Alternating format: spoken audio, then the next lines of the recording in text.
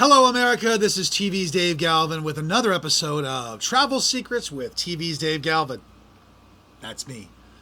Okay, so last week I got a lot of fun comments.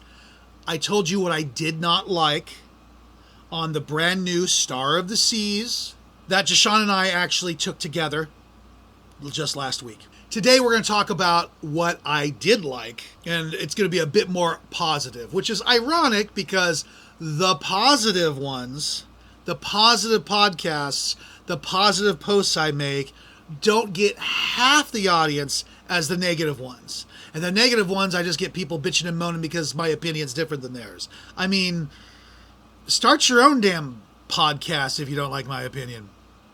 Start a podcast that calls Why I Hate Dave's Opinion. That works. All right, so let's start with the thing that I love the most. Royal Caribbean's customer service is top notch. When I used to think of awesome customer service, I used to think of Disney. I had a bad experience in Disney World, so they're not even on my radar anymore. It's now Royal Caribbean has the best customer service that I've ever had in my life. Even Alaska Airlines has kind of gone downhill. As we were flying home on our Alaska plane, the plane smelled like urine. And like literally my butt cheeks barely had a chance to hit the chair when this flight attendant, "You gotta put your bags underneath the chair in front of you. They gotta fit under there." And I'm like, "Lady, how many of these do I have?" I mean, seriously, it was the worst experience of my life having to fly on that thing. Pissed me off too. Paid enough for it. But I digress. Royal Caribbean, your customer service is top notch. You make Carnival look like complete amateur hour. No joke.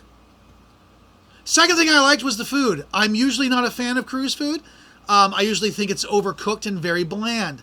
The food, at least on the voyage we were on, was fantastic. We had lobster tail. It was all right. I mean, lobster tail tastes like lobster tail. I had oxtail soup, which was amazing, and all this other fantastic food. It was the best food I've had on any cruise ever. No joke. Next, everything just looked and felt new. You kind of had that new ship smell. Everything was fantastic as far as the carpet was cushiony and it felt good on your feet.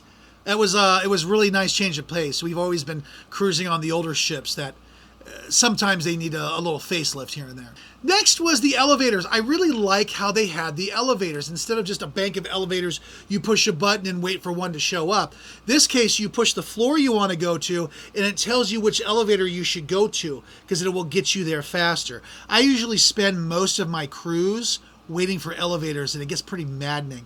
I really dig how they did the elevators on this ship. And my last three comments is about the shows.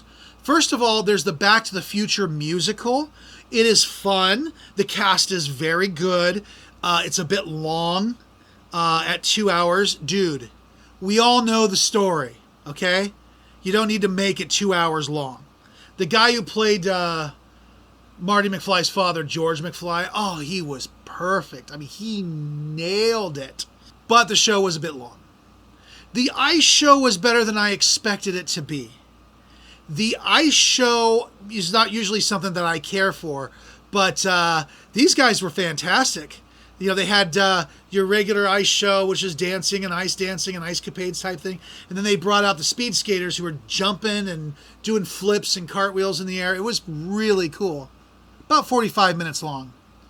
And then there's the Aquadome show, which you can YouTube it if you want to know more about it. But I'll have to say it was really, really cool.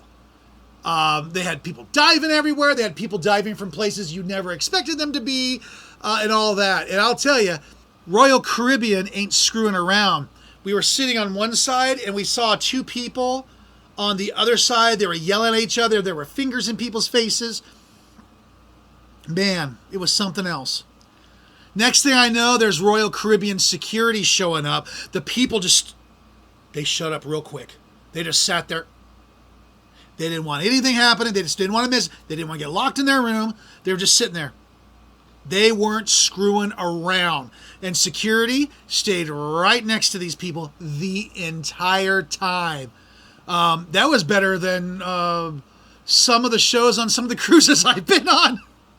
It was a great pre-cruise show. A bunch of people in each other's faces. I heard it was over someone saving a seat for someone else, and somebody wanted to sit there, and yada yada, and tempers flare because, alcohol. It happens.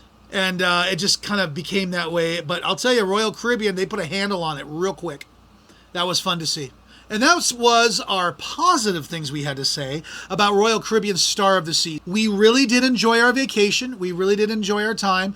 I will say I am tired of flying from Portland to Florida, and I'm going to sort of not do that anymore and start scheduling cruises a little closer to home. That 6-hour plane trip, just after a while, no, I'm good. I'm done. Thank you. No more.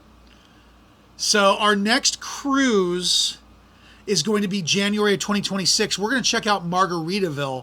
I've heard nothing but bad things, but then I see on YouTube people seem to be enjoying them. Who knows? But next month, September of 2025, Jashawn and I are going to spend 3 days up in Anchorage, Alaska. We're going to see what Anchorage has to offer. As you may recall, our oldest daughter recently moved to Alaska up in Anchorage, and now we're going to go visit her and see how she's doing. So, that's that. Thank you much for joining us. Please hit the like button, hit the follow button. It helps me out personally. I do appreciate it. And we will see you next week.